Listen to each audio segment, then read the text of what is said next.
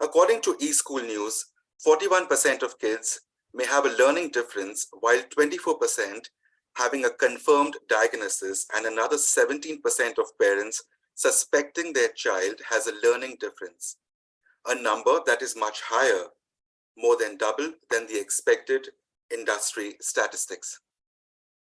Neurodivergent students have their set of strengths and deficits. To focus on the deficits by losing sight of the strengths will undermine the child's ability to work with their gifts that make them unique. As educators, we must be aware of potential needs and challenges that even students may not know about, the need for a highly individualized approach. It is imperative to understand that improvements and accommodations made by schools to neurodivergent students will eventually benefit all learners. To take you through today's webinar, targeted to educators, policymakers, corporates, and parents, I would like to present our moderator, the co-founder and chief academic officer of Newsela, Dan Kogan-Drew. Thank you so much, Dan, for agreeing to lead this discussion. Thanks very much, Rudy, and thank you for the introduction. I want to start by underscoring the word talent in the title of today's conversation, as you did, that's going to be, I think, very much rooted at the center of our dialogue. So today we're going to talk about a range of topics related to neurodivergence in learning, what neurodivergence means, how it shows up in school, the implications of this for teachers, learners, and families. We'll talk a little bit about the experience of neurodivergence and how it differs by age and by context within and beyond the school walls. So if you're a classroom teacher, a parent, guardian of a neurodivergent learner, or a neurodivergent learner yourself, you may find this conversation particularly relevant to your daily life. We hope you'll stick around and join in. You can join the conversation by typing your questions and comments into the chat box, and I'll look to work those into the conversation we're having with our panelists. So let me turn to introducing them now. First, Laura Schaefer is an advisory board member at the New York City Regional Center for Autism Spectrum Disorder. Laura received her master's in education from Harvard University, and from there started a life of teaching, mentoring, and counseling at the high school level. After her daughter received a late diagnosis of autism at 15 years old, Laura sought evaluation too, and her ASD was formally diagnosed in 2019. Soon after, she came to realize that many other people are in the same position as she and her daughter had been, and she also realized that she needed to help. Spurred to act to bring about a change, Laura began to seek advocacy opportunities to broaden public and professional awareness of the widely varying presentations of autism. Laura is now a certified autism specialist and advisory board member for the New York City Regional Center for ASD, run through New York University, and is committed to educating about the consequences of autism going undiagnosed. Laura is also especially dedicated to dispelling myths and misconceptions about females and autism. In July 2022, Laura founded Exceptional Autism Consultation, focusing especially on individuals and families who are affected by a late diagnosis of autism. In October 2022, Laura launched an Instagram platform, Sharing Autism, aimed at an audience of young adults who are socially conscious but not neurodivergent, in her ongoing efforts to broaden the recognition of autism and to lessen its stigmatization. And our second panelist, and Laura, thank you for joining us. And our second panelist, Lisa Levchuk, is an English teacher at Oak Knoll School in Summit, New Jersey. Lisa has been an English teacher for 25 years. She published a novel in 2008 titled Everything Beautiful in the World. She was diagnosed with ADD in her late 40s. And I'll mention that the three of us are not a few miles apart here in New Jersey. And so it's lovely to have Laura and Lisa join the conversation this morning. Welcome. I want to start, Laura, just if you can ground us with a basic definition to open the conversation. What is neurodiversity? What's a working definition that we should use? Thank you. Yes, Jen. Yeah, it's very important to start with this, I think, as a foundation. And neurodiversity refers to the reality that brains function differently. And when different people's brains function differently, it affects the patterns and the ways of thinking and the behavioral traits of each different person. So neurodiversity is founded on the assumption that this variation in different brains and how they function is a normal variation in the human population.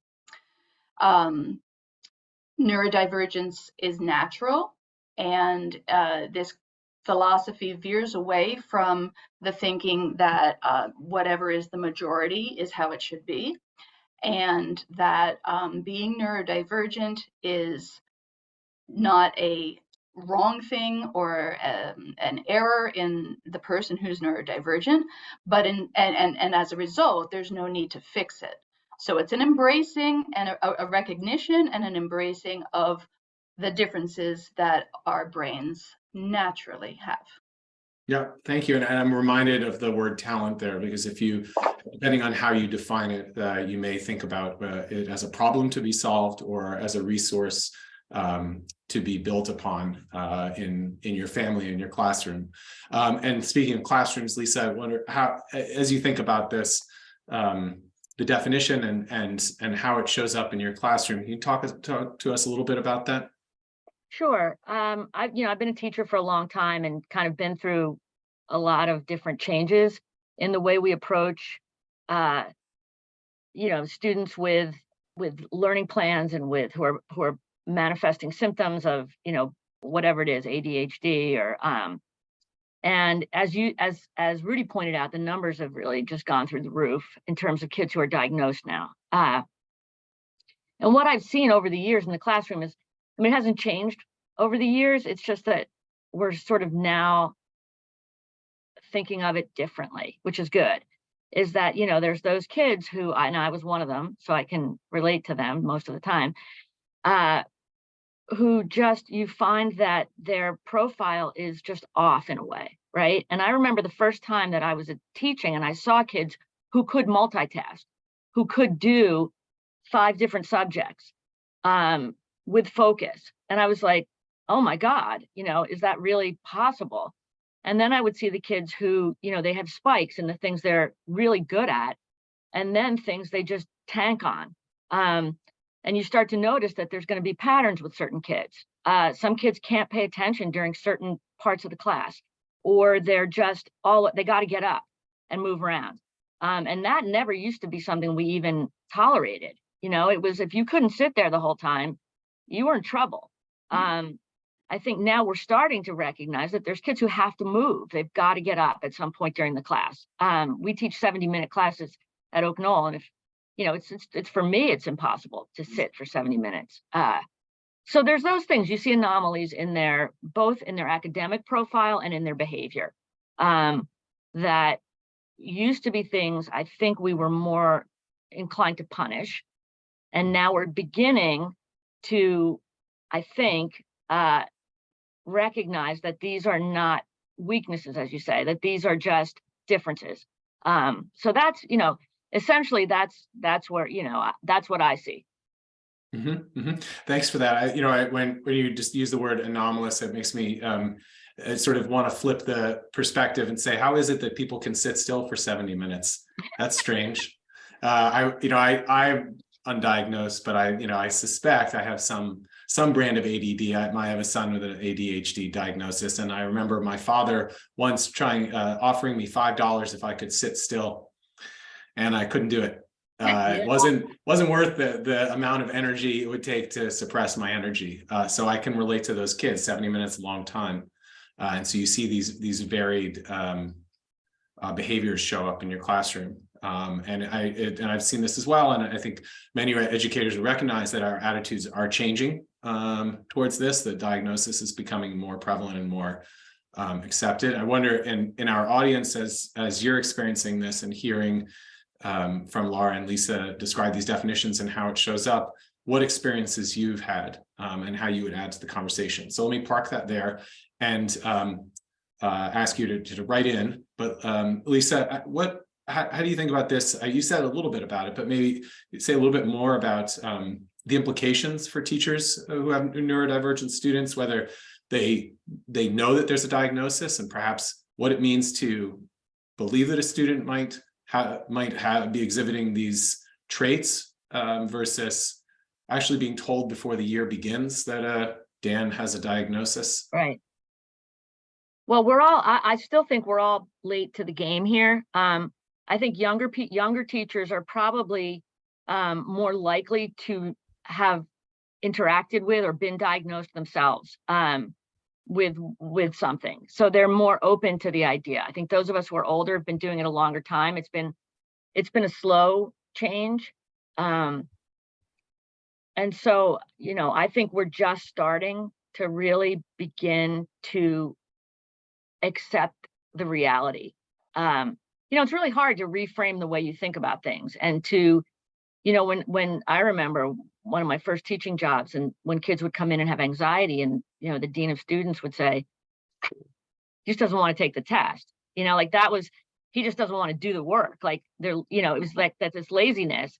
And I, at the time, compartmentalized all the struggles that I had, you know, as a student, and thought, yeah, you got to, you know, because I taught the subject that I could do, right? So all the other subjects that I couldn't do, I just kind of put in the background and forgot about them. And the levels of anxiety that would sort of manifest when I was given tasks that I couldn't do them.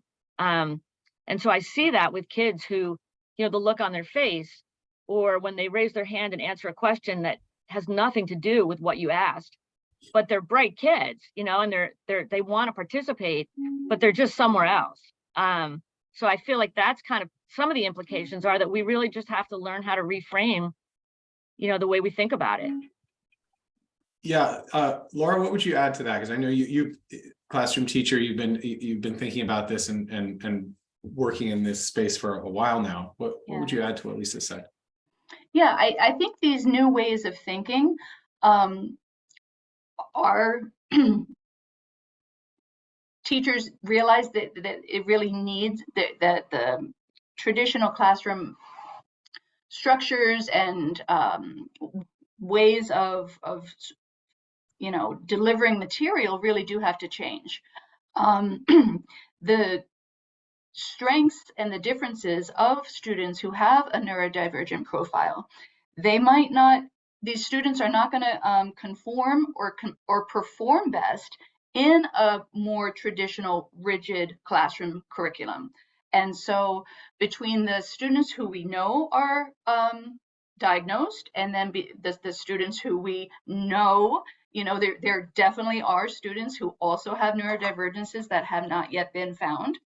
So those realities really demand some changes, and some specific changes that, you know, I've begun to, you know, over the last, I would say 5 years, maybe a little earlier than that, to make sure that there's multiple outlets for expression, not only during the classroom period, but also in terms of what is being graded.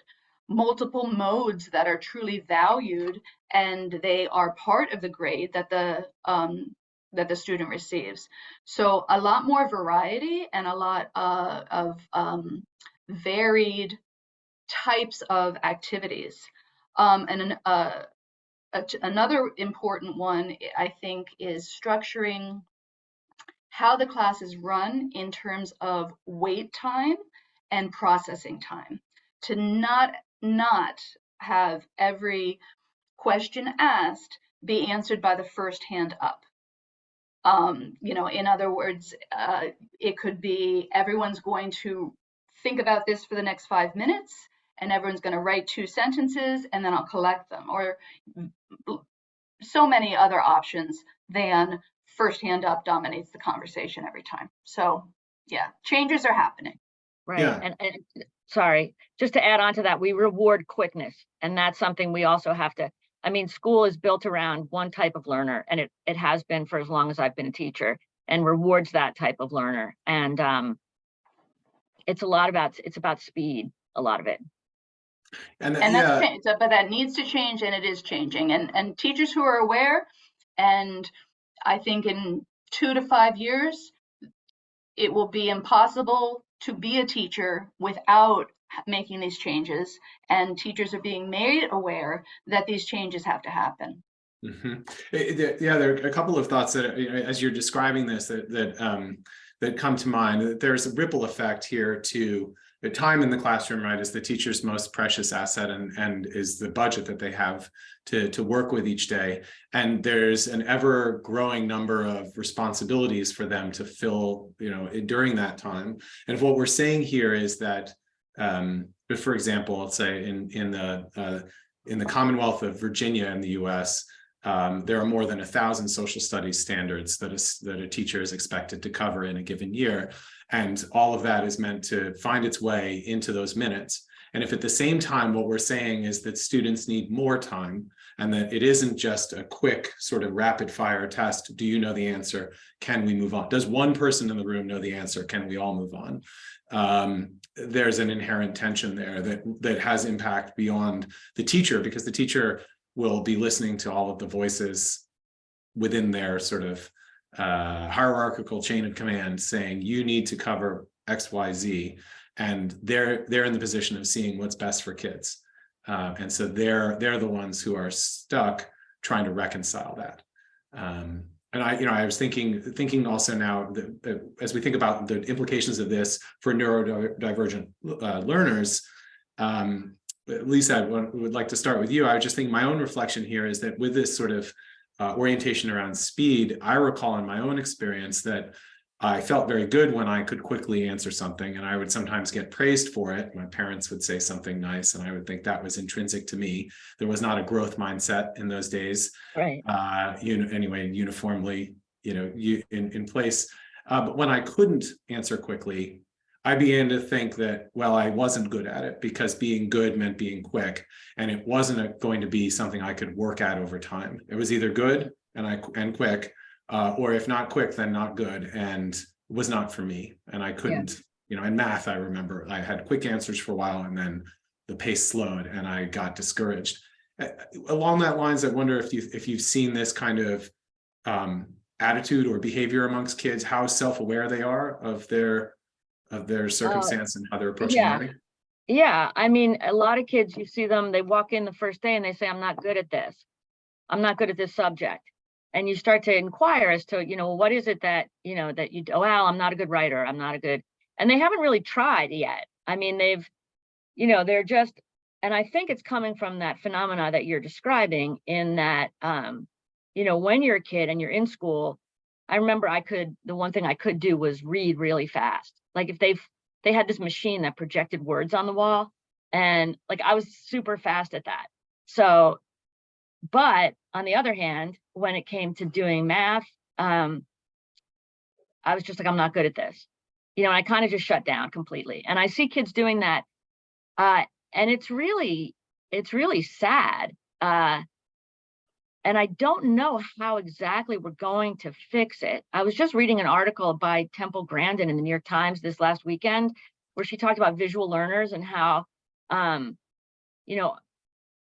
we basically eliminate kids who solve problems visually from our classes. And it's the price we're paying as a society is really going to be enormous. So, I mean, I feel like I'm able to see all these things. I've experienced them myself.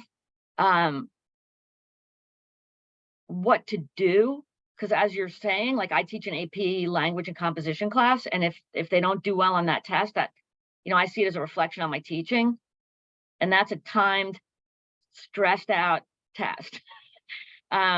So where do you go with that kid? And in a certain, I teach in a private school, all the kids are geared to want to be in the most advanced class they can be in, but they may be perfectly able to do that class, but not at the speed at which it goes. So I don't know where that goes. I mean, I see it, I understand it. It's a hard moment we're in. Yeah, I AP, it's that example that you give. I was in an AP class. I did very well in the AP class, and I didn't take the test. I was really too scared to take the test because I've never been a good on-demand writer, especially by hand. It's probably the worst experience for me because the ideas are coming so fast and furious, and I can't rearrange them. On a computer I can, but I can't by hand, and it becomes just a mess. And it just felt like it was going to be a kind of public humiliation to have to sit for that test. And I can't think of, and I went on to get a graduate degree in English, I can't think of a case when that is actually the applied skill in an authentic context, when a scholar has to sit down and quickly write a literary criticism because time is of the essence. And in the next 90 minutes, maybe if you're writing for a publication like the New York Times, maybe you're under a deadline of hours. But otherwise, yeah, it just seemed like people who are really good at that design these courses and these tests, and that's where we're stuck with. I love that point, and that is something I often wonder, is that it can be difficult to appreciate when something is, the most successful people in learning are not always the best teachers. So hard, right, to relate to why it might be difficult to read, or why it might be difficult to do math. Laura, I want to give you a window here. Do you have thoughts that you want to add before we take a new question? I do, and one of my loudest points every year that I teach,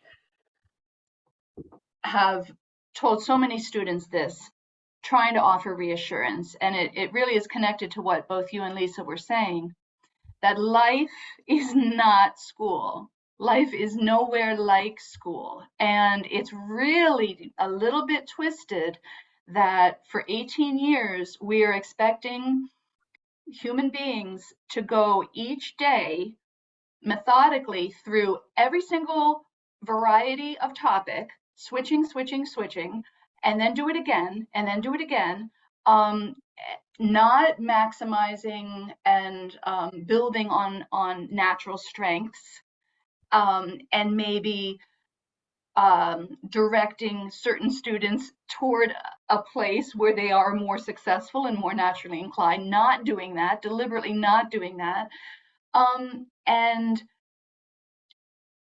fulfilling tasks that, for instance, presenting a speech in front of the class that one certain student would love to do, and another certain student it's just horrifying, and also group work, and also all these other varieties of things. And we give a required cornucopia of everything on the planet, and no specialization, and then you graduate, and if you go off to college, you specialize and you do the things you like, and it's just a wonderful revelation that you don't have to do. You mean I don't have to do the things that I'm bad at every single day, and I can concentrate on what I'm good at instead?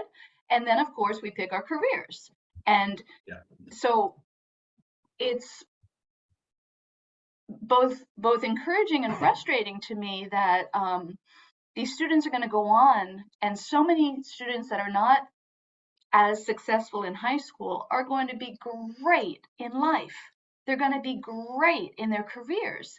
And to think that in this adolescence phase, when one's identity is being formed and your self-confidence, that students are just repeatedly subjected to required, this cornucopia that I referred to, it's not, it doesn't seem to make sense. Yeah. So yeah, we're getting a lot of great comments, and please keep writing them in. We're taking a look through them. There's a question from an audience member named Ben saying, have you seen a jack of all trades, a quote unquote jack of all trades approach, or a strengths-based approach to teaching as being more conducive to the learning of neurodivergent individuals? I think it's exactly what you're speaking to there, is that if you told me that my job was to go to work every day and sit down and spend extra time on the things that I was least interested or compelled by or felt I was not achieving, I wouldn't like my job, and I would tell you that I didn't like school if that were school for me.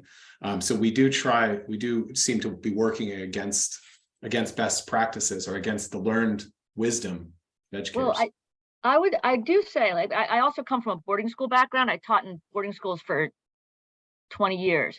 And the model there is the jack of all trades is 100%, that you have to, not only do you have to do your subjects, but you have to play a sport, whether you're an athlete or not. And the funny thing is that I think all of this kind of thinking, it comes out of a good place, that it's look, we got to expose you to so many things. You might not know you're good at it. That's right. But so that, there's not a really like nefarious reason, I think, why this is the way it is, although it ends up having really bad consequences. I mean, there are some nefarious reasons for why this is the way it is, but I would say that, in some ways, getting an opportunity to do the things that you might not choose to do as a young kid are good. But I think we now are realizing that after a certain point, that has to, maybe an earlier point, we have to start recognizing and embracing the fact that it's not working.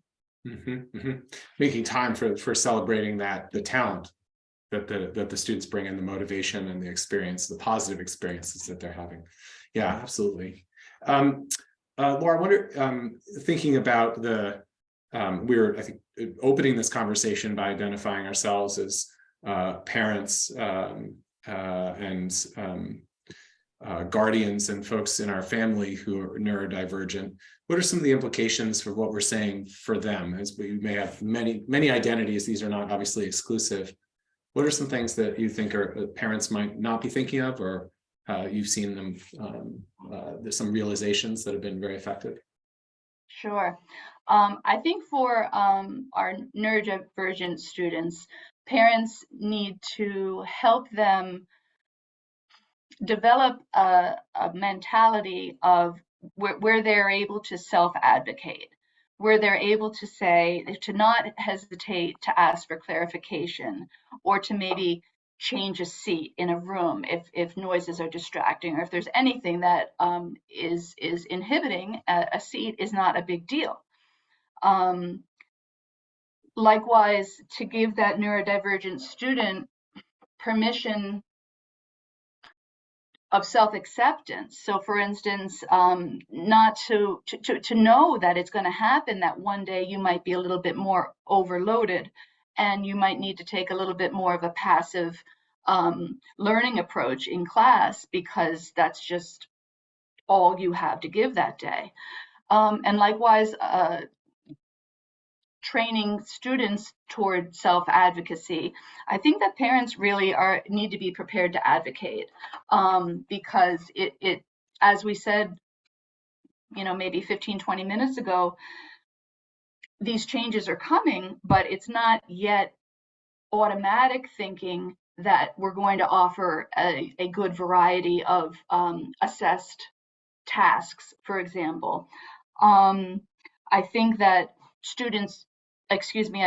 parents should be prepared to be prepared to advocate for their kids, but to do so selectively, that they're not going to be able to get their way, or rather achieve what they know is best for their student every single time. So when it most matters, those are the times that parents probably, I think, are going to need to accept and be prepared to get involved. A particular example I can think of is with group work, especially being autistic myself. My daughter diagnosed autistic not until 15. Group work is a real challenge for those who have minds that function differently than the social majority and interact socially in a different way.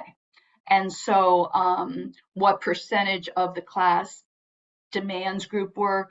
How are the grades allocated with group work? Is there an option for a student to work independently? Can there be an option for a student to work independently? So that's an example. If you know that your student and group work aren't a good combination, to maybe have a conversation with the teacher early in the year, or be aware to ask how much group work is involved in this class. When there's parent nights in September and the teacher goes over the curriculum, that's just one example to be aware of. So whatever might be important variations or important areas to have options to make it more likely that your student is going to have a successful experience, those would be the places to invest your energy and be prepared to advocate for your child. I think it's a really great point that I don't want to use I was going to say battles, so I'll say battles. It's a little bit of a war metaphor, but like you have to pick and choose, right? Like, and that you'll exhaust yourself, and you may at the end of the day not be as successful if you're trying to negotiate everything. So you sort of pick and choose where most time will be spent, or where there's a prevalent mode of instruction. If you're hearing teachers describe, we do a lot of group work, and that may be a challenge. That could be a signal that you should approach a teacher and say, hey, that may not work equally well for all kids. My child, and doesn't perhaps mean every single time you say group work, then tell Dan he can go work on his own, which could be embarrassing for Dan. But there may be things to keep an eye out for as you're doing that. We had a question, and I don't know the answer. I'll just put it out there. That I think the larger point. This was a question about the extent to which neurodivergent curriculum developers and curriculum writers were a part of Common Core development. And I don't know, but I think the larger point there is, when developing curriculum and when making instructional choices, we need to be mindful, we need to consider a range of learners. We need to be mindful that in any instructional environment, not everyone is being equally served simultaneously. It doesn't mean that we can achieve that sort of moment when everyone is learning maximally, but that whatever choice we make, whether a lecture may be right for some, a group work may be right for some, individual work may be right for some, it won't be right for everyone all the time. And so if we're relying overly much on a particular modality, there may be students who are consistently being challenged with that. I wonder, one of the common paradigms that I've always enjoyed as a teacher is to think about normalizing change in thinking. I used to think, but now I think. Where did we start today, and now where are you in this lesson, or where were we a week ago, and now where are you? So that our thinking evolves as a natural course of learning. I wonder how your thinking, both of you, how your thinking has changed on this as you learned, and are there any moments that you can recall that influence the change in your thinking? Lisa, maybe you could start with this. Well, yeah, my thinking has over the last 25 years has changed so much. I think I didn't really think about it too much early in my career. I was just struggling to keep up and be a teacher, and it was really difficult. And it wasn't until I had a little more opportunity to sit back and reflect and really think about my own experiences as vis-a-vis the people that I was teaching, and allow myself to sort of integrate some of that memory into, like I think we do as teachers. Sometimes we separate our own experiences, we separate ourselves and what we're afraid of and what we're vulnerable, where our vulnerabilities are, and we take those out of the equation. And I think at a certain point, maybe you start to pull them back in, and you think,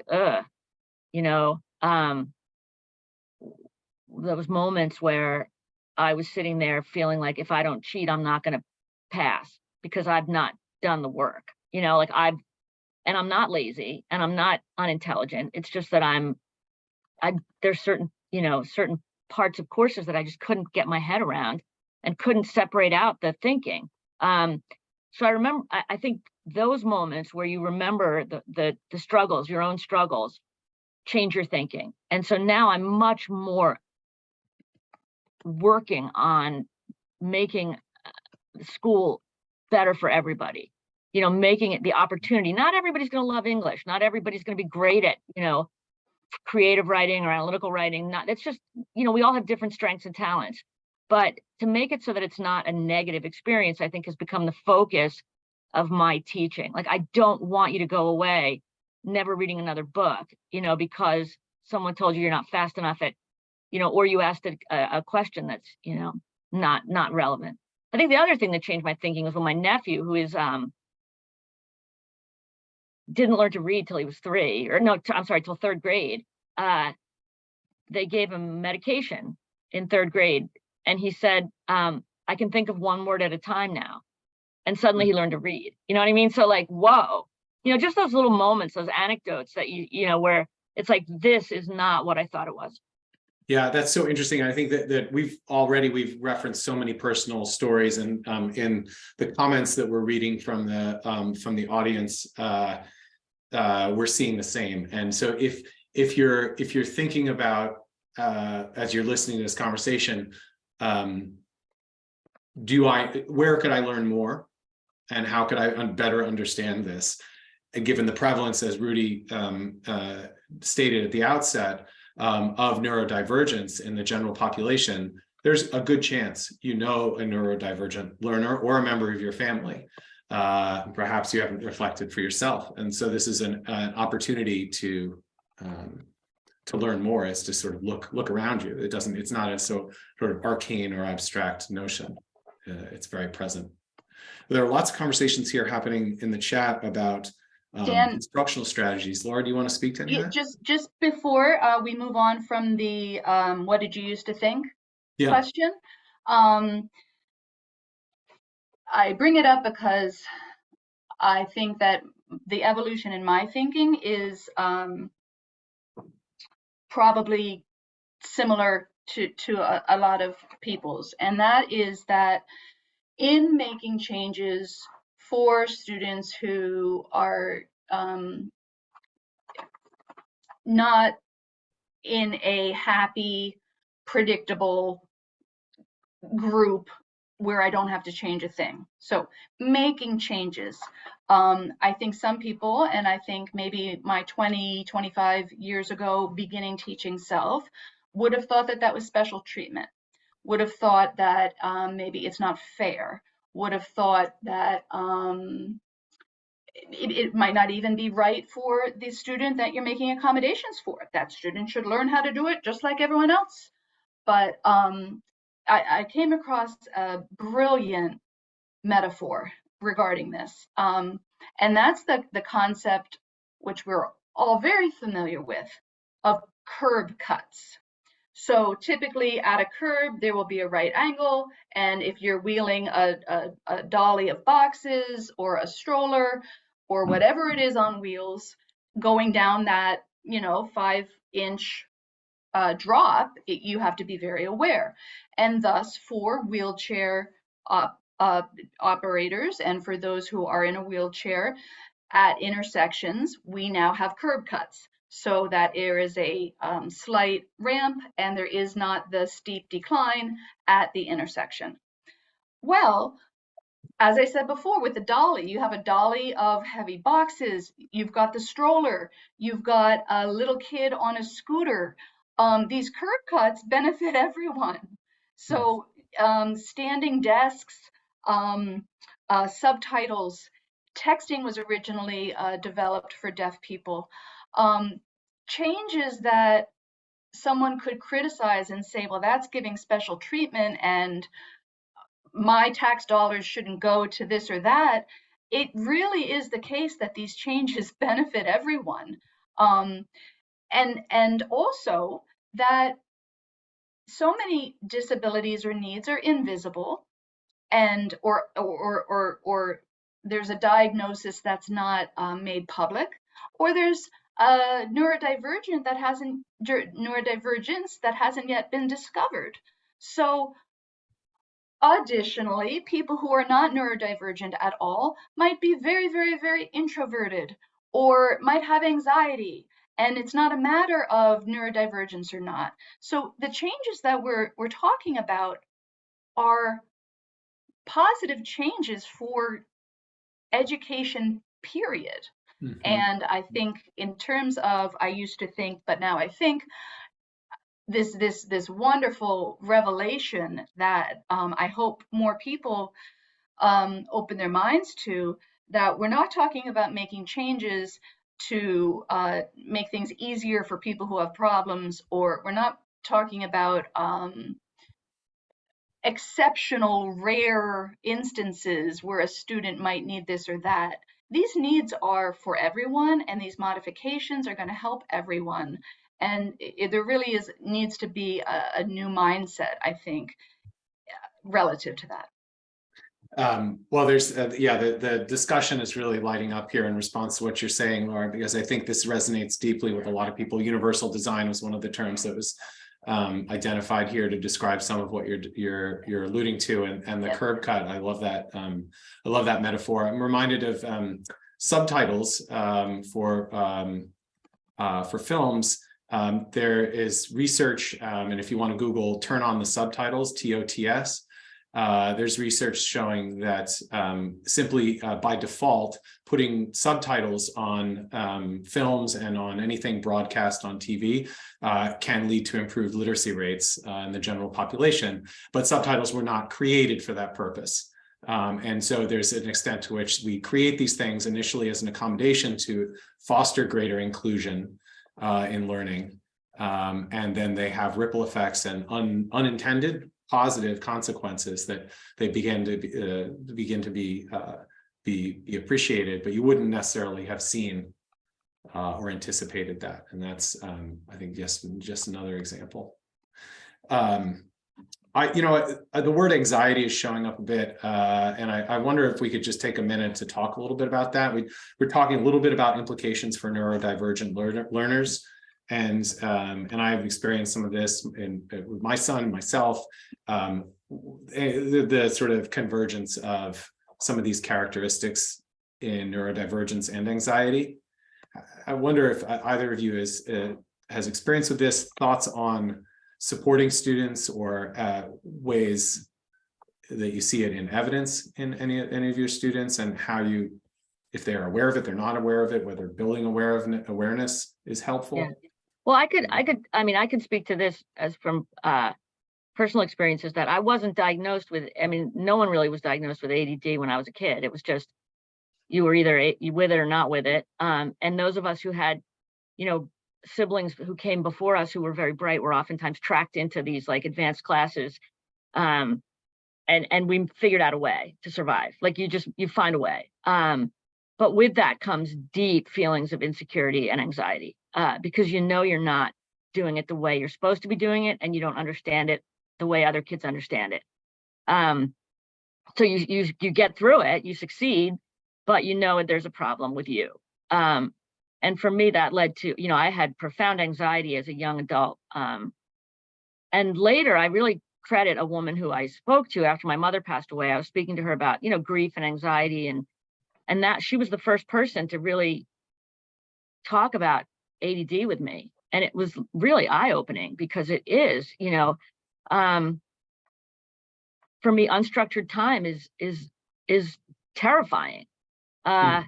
It's like a blank wall. And when someone gives me a task or something to do, and I'm just sitting there, it's, and I see it in my students a lot of the time. I see those kids who just start right off and get going. And then those kids who they're suffering, and I think that just acknowledging that kids are suffering is, because they don't want to expose that. You don't want to get up and leave the room and say, they're more likely to cry now. And I also teach girls, so they're more likely to cry.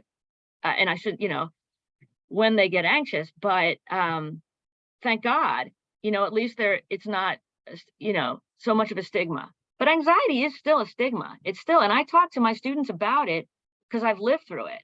And you feel very alone. And I think that having someone recognize, like, look, you're not stupid. You're not, there's nothing wrong with you. We just need to approach this task from a different mindset and from a different angle. And you're going to be okay. Is really, just the step one.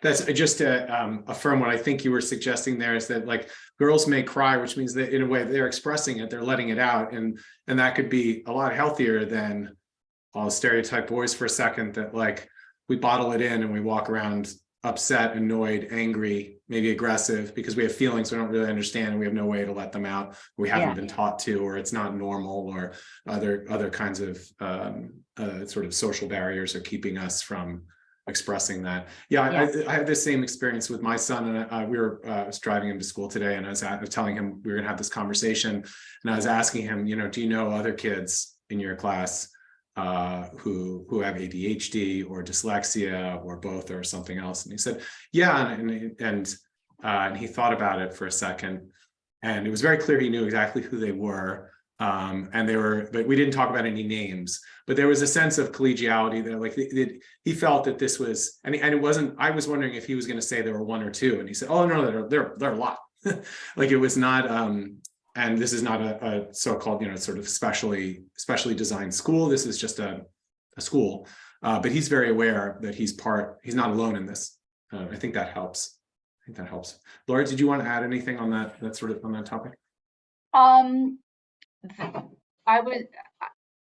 was thinking how it connects to the self-esteem and confidence and building who we're going to be for the rest of our lives. And going back to how it frustrates me that these students are subjected to, as Lisa was explaining, so much reinforcement of where their deficits are, and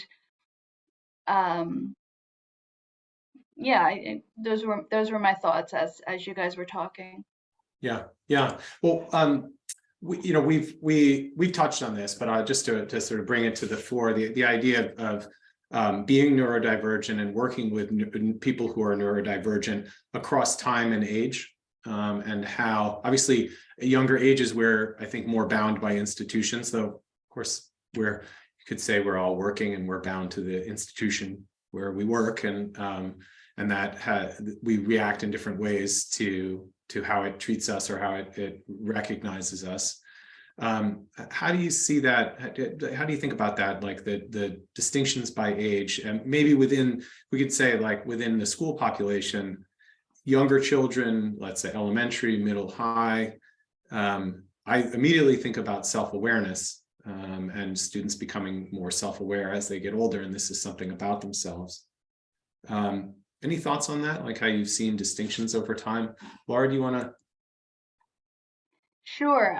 One of the big things that comes to mind as you're presenting the question is the idea of structure, and that in the younger grades there is so much more structure. The expectations are so much clearer, and there's a presentation of autism. If one is autistic, they're autistic from birth, but when there's kind of a high intelligence and a high verbal ability, a lot of elementary school age students are able to just do what's expected of them, and the challenges of the autism aren't apparent. And once the structure pulls back, beginning in middle school and certainly in high school, once you don't have parents making play dates for you, once the teacher isn't saying, okay, everyone, make sure to include each other when you're doing this or that, and then even just the structure of the day. Lunch was very, I want to say challenging. Lunch for me in high school was like climbing Mount Everest. And there was no structure, and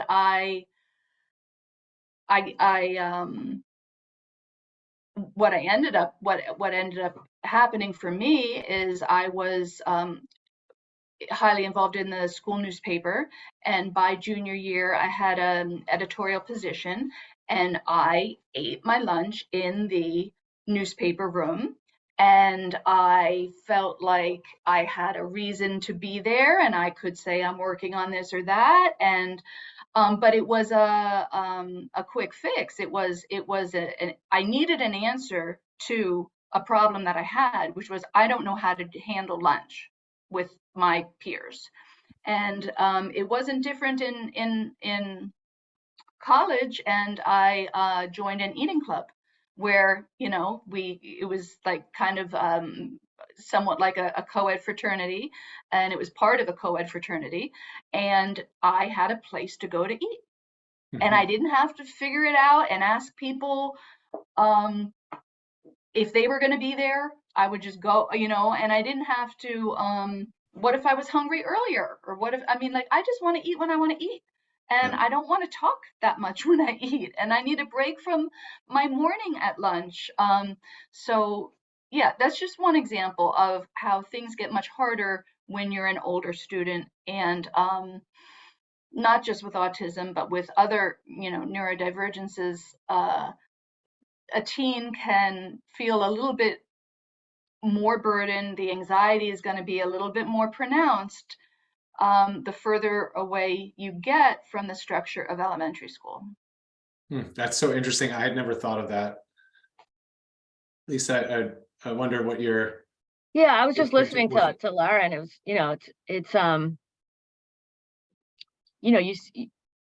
all these things are going on, and you think to yourself, well, how do we make it better? And as kids get older, I think one of the most difficult things is to watch them shut down, and a kid who doesn't find the thing that they're good at oftentimes, or doesn't find the lunch place to go, or doesn't find, a newspaper situation as they get older, you can see them start to get a little worried at times, like, what, I don't have a thing, I don't have a place, I don't have a, and so I think we could do much better at really getting to know kids and what I've had a few kids who clearly neurodivergent, who you say tech theater, like, go build a set, you know what I mean? And then suddenly it's a way that you can do a hands-on activity with other people. And that seems to really, for kids, if you can get them in a direction where it's, like, it's not just sitting and talking, you're doing something. Join a club where you're, actively physically doing something, but socializing at the same time. And that seems to be a really useful for kids as they get older and need to find a place to go. We all need a place to go. And if you don't find one, it can be really difficult. Yeah. Maybe nothing epitomizes that more than the lunchroom, right? When you walk in with your tray, I still have that feeling. I had that feeling the other day. We had a company meeting and I had my food and I looked around, and it's like, you'd think if anyone should feel like they belong, it'd probably be me. But I definitely looked around the room and thought, like,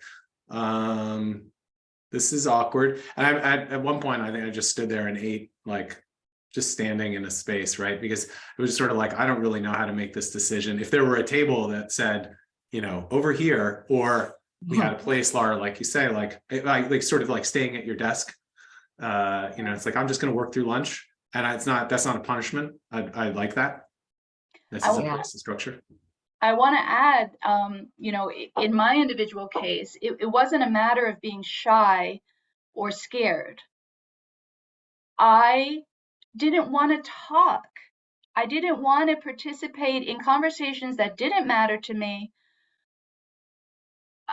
And I didn't, whether it was complaining about a teacher or talking about the football game or this or that or whatever it was, I wasn't interested in it. I didn't want to pretend to be interested in it. And I didn't want to talk about anything, because just going through the morning's classes was hard for my brain, and I needed to just sit and zen and eat. So,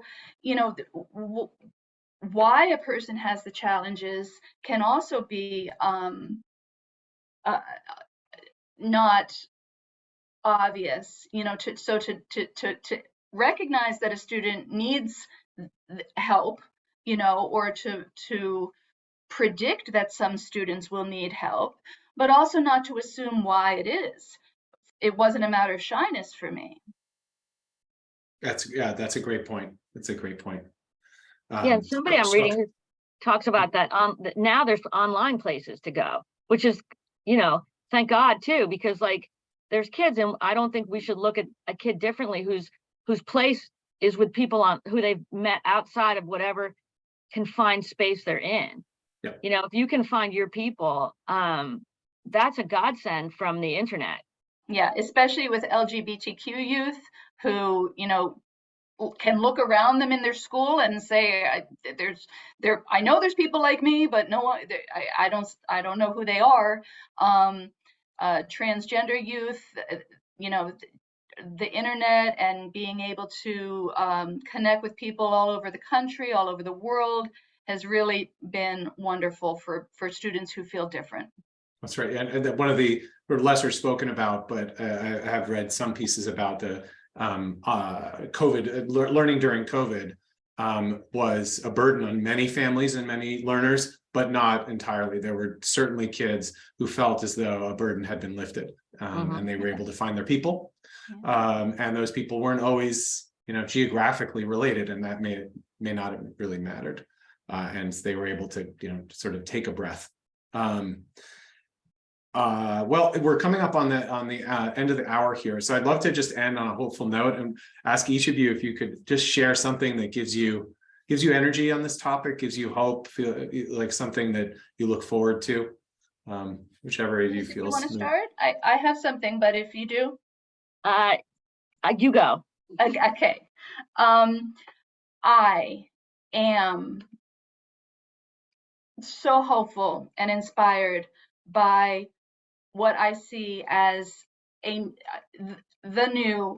modern human rights movement, of the neurodiversity movement, of people realizing that those with ADHD, Tourette's, who are masking to, so hard, autism, with respect, earlier, like when you were talking about your son, Dan, we think about, okay, are there kids with dyslexia, kids with ADHD? Autism is still very stigmatized, and it's hidden. The kids feel shame if they know it, and then the stigma prevents the recognition. The stigma prevents the identification. Yes. So this is a human rights movement of taking, not back because we never had it, of getting awareness and respect. And as you wanted to, right at the beginning, so much the case, recognition of talents, recognition of gifts, recognition of everything that we have to offer. It just is going to look a little different. And I'm not going to talk about it during lunch as an example.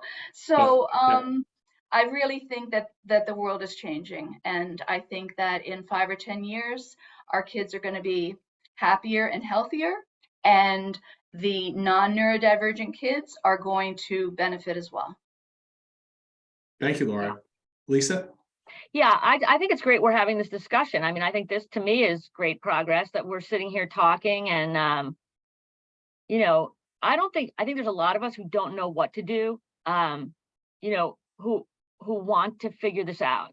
And I think the only way we're going to figure it out is if we just keep talking about it and trying new things, and trying not to, when I think about ADD, I think my mother, she wasn't alive when I was diagnosed, but I think she would have said, there's nothing wrong with you, stop it. Like, you know what I mean? Like, so I think it's a point at which when we talk about it and we can acknowledge that it's not wrong. Well, thank you both for that hopeful note. I want to thank our audience, and I want to turn it back over to Rudy to close us out.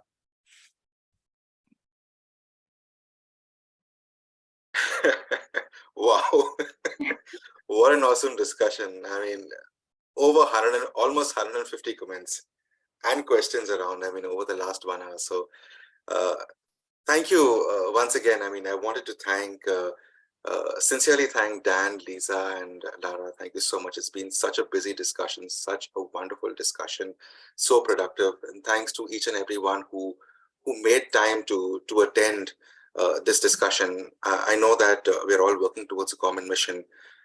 My daughter, who's 7, she's been through a few open heart surgeries, and that's significantly slowed down her learning abilities. But thanks to a wonderful teacher that is teaching her, who's mentoring her, that's preparing, a very good inclusive education plan that's really helping her cope up with things.